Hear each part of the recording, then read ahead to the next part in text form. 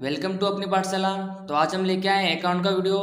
Account के अंदर हम चैप्टर नंबर 2 साझेदारी पेढ़ी का वार्षिक हिसाब सीख रहे थे। बराबर हमने पिछले वीडियो में व्यापार खाता, लाभ हानि खाता, लाभ हानि वितरण खाता और साझेदारों का पूंजी खाता कंप्लीट कर लिया था। बराबर तो आज हम पक्की तलपट का नमूना देखेंगे। पक्की तलपट का नमूना एकदम अलग है बाकी नमूने से। बराबर इसके अंदर पूंजी दायित्व, रकम, संपत्ति लेना और रकम जैसे फॉर्मेट बनते हैं। बराबर इस वाले पक्ष में सभी हमारे दायित्व लिखे जाते हैं और पूंजी, और इस वाले पक्ष में हमारे सभी संपत्ति और किसी से लेना बाकी हो वह लिखा जाता है। ठीक है, तो सबसे पहले हम देखेंगे संपत्ति लेना पक्ष। ठीक है कि संपत्ति लेना पक्ष में आता क्या क्या है। तो यहाँ लिखा है बिन चालू संपत्ति अथवा स्थायी संपत्ति। आप जब धंधा स्टार्ट करते हो तो आपके पास संपत्ति होती है, तो संपत्ति कहाँ लिखते हैं? संपत्ति लेना पक्ष में। सबसे पहले लिखा है बिन चालू संपत्ति में दृश्य संपत्ति। दृश्य संपत्ति अर्थात जो आप देख सकते हो वह संपत्ति। जैसे क्या क्या है इसके अंदर? जमीन, मकान, यंत्र, फर्नीचर, पट्टे रखा संपत्ति यानी भाड़े पे दी संपत्ति और वाहन। ऐसे हमारे अलग अलग बहुत सारी संपत्ति होती है। ठीक है, एग्जाम्पल के तौर पर मैंने आपको बताया जमीन, मकान, यंत्र, फर्नीचर, पट्टे रखे संपत्ति और वाहन। ठीक है, ये सभी हमारे क्या कहलाते? संपत्ति। नेक्स्ट क्या है हमारे पास? अदृश्य संपत्ति। जैसे हमारे पास दृश्य संपत्ति होती है वैसे हमारे पास क्या होती है? अदृश्य संपत्ति भी होती है। ठीक है, तो अदृश्य संपत्ति में क्या क्या आता है देख लेते हैं। पेटेंट, ट्रेडमार्क, कॉपीराइट, ख्याति, ये सभी संपत्ति हम 11वीं में पढ़ चुके हैं। बराबर इन्हें हम क्या कहते हैं? पेटेंट, ट्रेडमार्क, कॉपीराइट, ख्याति। ठीक है, ये सभी क्या कहलाती है? हमारी अदृश्य संपत्ति। क्या सीखा अभी तक हमने?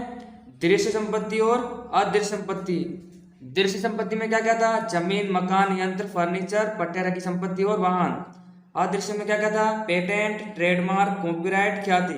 अगर सवाल में आपको इन सब में से कोई वस्तु दी है तो आप कहाँ लिखोगे? संपत्ति लेना पक्ष में। ठीक है, नेक्स्ट यहाँ पे लिखा है विनियोग। अगर आप इन्वेस्टमेंट करते हो वो भी आपका क्या कहलाती है? संपत्ति कहलाती है। ठीक है, अगर आप इन्वेस्टमेंट करोगे तो आपको रिटर्न मिलता है तो वो भी हमारी क्या कहलाती है? संपत्ति। तो देख लेते विनियोग में क्या क्या है। सरकारी प्रतिभूति में विनियोग। ठीक है, कोई सरकारी कंपनी में आप विनियोग करते हो। प्रोविडेंट फंड में विनियोग, अगर आपका कोई प्रोविडेंट फंड है उसके अंदर आपका विनियोग। ठीक है, आपकी क्या कहलाती है? संपत्ति। इन शॉर्ट विनियोग, विनियोग क्या कहलाती है? आपकी संपत्ति।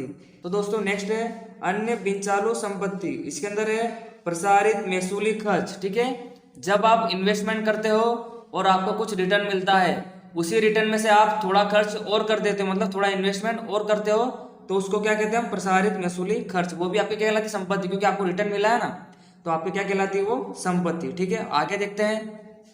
नेक्स्ट यहाँ पे लिखा है चालू संपत्ति। ठीक है, अभी हम संपत्ति लेना पक्ष पढ़ रहे हैं। नेक्स्ट आया हमारे पास चालू संपत्ति। ठीक है, चालू संपत्ति में क्या क्या आता है? अंतिम स्टॉक, फुटकर देनदार, रोकड़ शेष, बैंक शेष, मिलनी बाकी आय। अगर आपको किसी से पैसा मिलना बाकी अगर आपको मिलेगा तो वो भी आपकी क्या कहलाएगी? संपत्ति। दी लोन, अगर आप किसी को लोन दोगे तो आपको भविष्य में रिटर्न मिलेगा, इसलिए दी लोन भी आपकी संपत्ति है। लेनी हुंडी, जब आप किसी को उधार माल बेचते हो तो आपको पैसा लेना बाकी रहता है, तो उस पैसे को लेने के संदर्भ में क्या लिखा जाता है? दस्तावेज। उसी को हम क्या कहते हैं? लेनी हुंडी। पेशगी चुकाया खर्च यानी अधिक चुकाया खर्च। अगर कोई आप खर्च अधिक चुका देते हो, जैसे कि आपने अधिक भाड़ा चुकाया, जैसे कि आपको 2000 चुकाना था, आपने 3000 चुका दिया, तो आपका 1000 लेना बनता है, वो भी आपका क्या कहलाती है? संपत्ति। पेशगी चुकाया खर्च। आगे लिखा है चालू खाता। जब हम चालू खाता बनाते हैं, बराबर, तो चालू खाते के फॉर्मेट में जब जमा पक्ष में अंतर की रकम निकलती है तो उसको हम कहाँ पे लाते हैं? संपत्ति लेना पक्ष में, उधार पक्ष में। ठीक है, संपत्ति लेना पक्ष हमारा कैसा पक्ष होता है? उधार पक्ष। अगर जमा पक्ष में डिफरेंस की रकम निकल रही है तो हम संपत्ति लेना पक्ष में लाएंगे चालू खाता, और जिसकी भी रकम निकले, ठीक है, ए और बी, उसको हम कहाँ लिखते हैं? संपत्ति लेना पक्ष में। ठीक है, तो बस इसके अंदर हमारा इतना ही था। सबसे पहले हमने देखा दृश्य संपत्ति, दूसरा अदृश्य संपत्ति, तीसरा था विनियोग और चौथा चालू संपत्ति। ठीक है, ये सभी हमारा कहाँ आता है? संपत्ति लेना पक्ष में। ठीक है, अब हम देख लेते हैं पूंजी दायित्व पक्ष।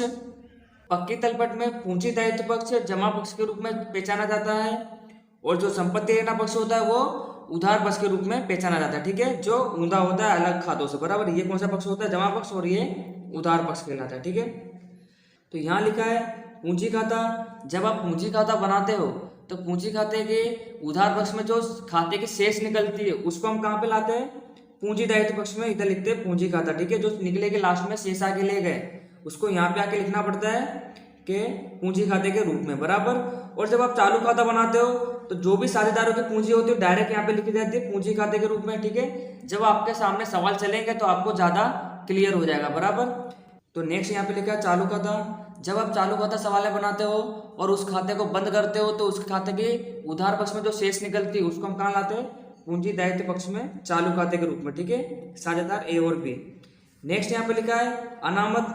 अनामत हमारा एक प्रकार का लाभ होता है, ठीक है। अनामत में क्या क्या आता है, सामान्य अनामत, पूंजी अनामत और अन्य अनामत। सभी अनामतें कहाँ लिखी जाती है, पूंजी दायित्व पक्ष में, ठीक है।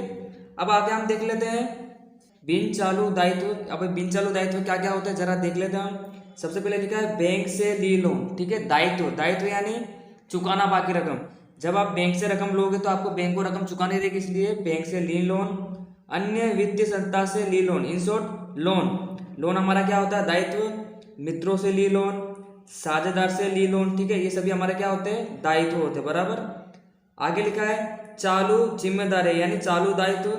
चालू दायित्व में क्या है, बैंक ओवरड्राफ्ट। बैंक ओवरड्राफ्ट भी हमारा क्या होता है, दायित्व होता है, बराबर। एक प्रकार के लोन के रूप में ही होता है। जब हम किसी से उधार माल खरीदते तो हमारे क्या कहलाते हैं, व्यापारी। उनको रकम चुकाना रहती है, बराबर। देनी हुंडी। देनी हुंडी में क्या होता है कि जब हमने किसी के पास से उधार माल खरीदा तो उसके संदर्भ में हम क्या बनाते हैं, देनी हुंडी, बराबर। जैसे लेनी हुंडी बनती है वैसे क्या बनता है, देनी हुंडी। दोस्तों नेक्स्ट यहाँ पे लिखा है अदत्त खर्च। अदत्त खर्च का मतलब होता है चुकाना बाकी खर्च। अगर आपका खर्च चुकाना बाकी तो आपको चुकाना पड़ेगा, इसलिए आपका क्या है, दायित्व। तो आगे लिखा है अग्रिम प्राप्त आय। अग्रिम का मतलब होता है अधिक और आय का मतलब होता है लाभ। अगर आपको कोई लाभ अधिक प्राप्त हुआ है तो आपको वापस करना रहता है, ठीक है, इसलिए अग्रिम प्राप्त आय आपका क्या है, दायित्व। नेक्स्ट लिखा है कर का प्रावधान। अगर आपका इनकम टैक्स का कोई प्रावधान है तो आपको चुकाना पड़ेगा, इसलिए कर का प्रावधान। आगे लिखा है प्रोविडेंट फंड। पीएफ आपको चुकाना पड़ता है, ठीक है, कर्मचारियों का, इसलिए आपका क्या है, ये दायित्व। नेक्स्ट यहाँ पे लिखा है साझेदार के लोन का अदत्त ब्याज। अगर आपको किसी साझेदार का लोन का ब्याज चुकाना बाकी तो आपको चुकाना पड़ेगा, ठीक है, वो भी आपका क्या कहलाता है, दायित्व, बराबर। तो दोस्तों इसके पिछले वीडियो में हमने व्यापार खाता, लाभ हानि खाता, लाभ हानि वितरण खाता और साझेदार का पूंजी अथवा चालू खाता सीख लिया था, बराबर। तो आपको इसको भी अच्छी तरह याद करना है कि संपत्ति लेना पक्ष में क्या आएगा और पूंजी दायित्व पक्ष में क्या आएगा, ठीक है। अगर आपको ये अच्छे से याद होता है तभी आप सवाल कर पाओगे। और अब हम इसके नेक्स्ट वीडियो में समायोजन का वीडियो लाएंगे। अब समायोजन क्या होता है ये भी आपको समझना पड़ेगा, ठीक है। समायोजन अर्थात सभी व्यवहारों की दो दो असर करने पड़ती है, ठीक है। जैसे आपने पूंजी पर ब्याज दिया तो पूंजी पर ब्याज कहाँ कहाँ आता है, पूंजी खाते जमा, और दूसरी असर कहाँ जाती है उसकी, लाभ हानि वितरण खाते उधार पक्ष में, ठीक है। ऐसे इसी को हम क्या बोलते हैं, समायोजन। सभी समायोजन की कितनी असर होती है, दो दो असर होती है, ठीक है। तो आज के लिए बस इतना ही, मिलते हैं नेक्स्ट वीडियो में। Thank you.